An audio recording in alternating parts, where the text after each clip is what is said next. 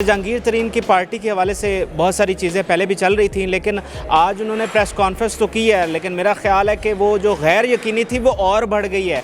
उन्होंने ना अपना कोई बयानिया दिया है, ना सवालात लिए हैं। ये अजीब सी एक पार्टी की अनाउंसमेंट थी जिसमें सहाफ़ियों के सवालात ही नहीं लिए गए। बड़े बड़े PTI के लीडर्स हमें यहाँ पर देखेगा, आमिर कियानी, तो उनके चेहरे के तासुरात क्या थे वो इनसे जानने की कोशिश करते हैं। एक तो ठीक है, फयाजुल हसन चौहान को अगली नशिस्तों पे नहीं उनकी रखी गई थी, उसके बाद फवाद चौधरी की तो रखी गई थी, लेकिन वो अगली नशिस्त पर क्यों नहीं बैठते। शाकर शुजा आबादी का शेर है कि शाकर तू आप सियाना है, साढ़े चेहरे वेख साड़ा हाल ना पूछ। बहरहाल जो जमात है, जमात तो बन गई है, इलेक्शन कमीशन में भी हो जाएगा, झंडा भी इन्होंने अपना मीडिया के साथ शेयर कर दिया है। कुरैशी साहब और चौधरी परवेज़ लाई क्या फ़ैसला करते हैं, और फवाद चौधरी चुपका रोज़ा तोड़ते हैं या फिर इसी पर इत्तेफाक कर लेते हैं कि मैंने इसी जमात में अब रहना है। तरीन साहब को हम वज़ीर आज़म का उम्मीदवार नहीं, तरीन साहब को अभी आप वज़ीर आज़म का उम्मीदवार ना देखें, अभी तो वो नाअहली वाला केस है। इसका धचका अब इमरान खान को कोई लगेगा?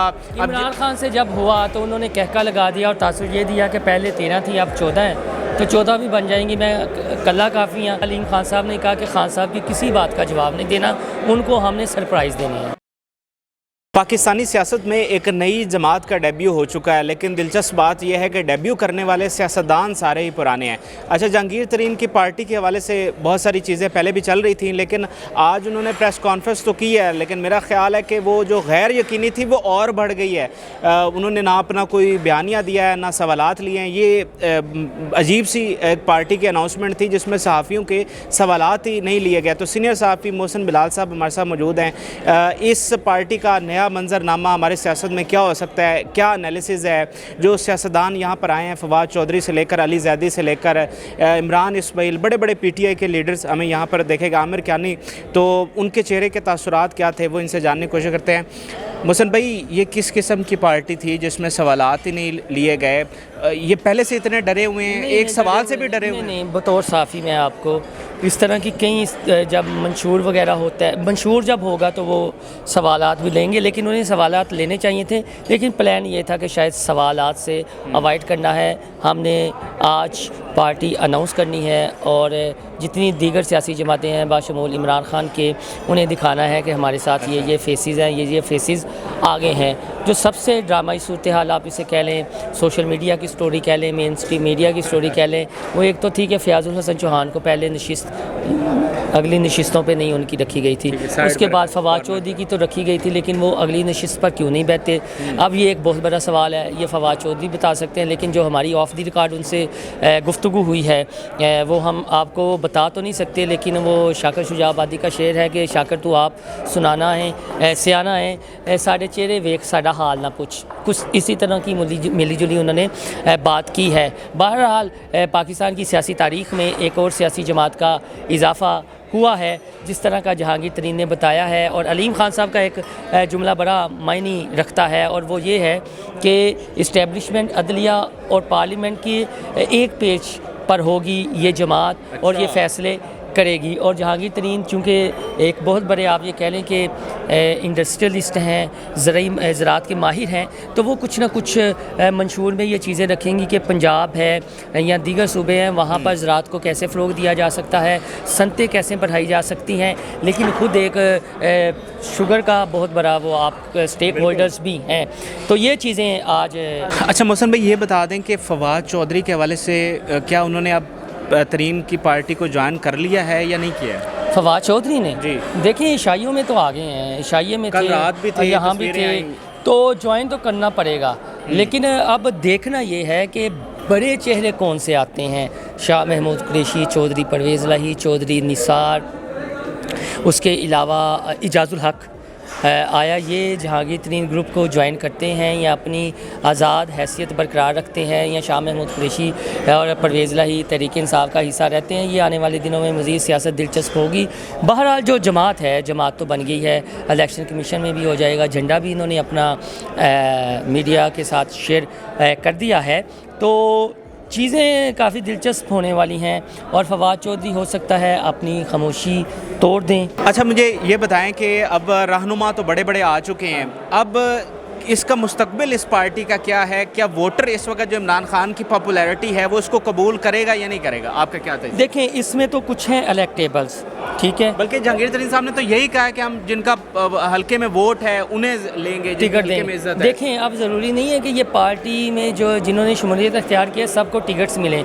इसमें कुछ टेक्नोक्रेट्स हैं, कुछ अपने अपने हलकों में बड़े मजबूत उम्मीदवार भी हैं। अगर तो फौरी इलेक्शन होते हैं, अक्टूबर में इलेक्शन होते हैं, तो यही चेहरे हो सकते हैं। अगर साल 1.5 साल डिले होते हैं तो फिर नए चेहरे भी अटैच हो सकते हैं। लेकिन दिलचस्प सूरत हाल वो ही है, कुरैशी साहब और चौधरी परवेज़ लाई क्या फ़ैसला करते हैं, और फवाद चौधरी चुपका रोज़ा तोड़ते हैं या फिर इसी पर इत्तेफाक कर लेते हैं कि मैंने इसी जमात में अब रहना है। लेकिन फवाद चौधरी का आपको याद होगा, इमरान इस्माइल, फवाद चौधरी और वो मौलवी मुश्ताक जब अडयाला जेल गए थे, इन्होंने प्रेस कॉन्फ्रेंस की थी।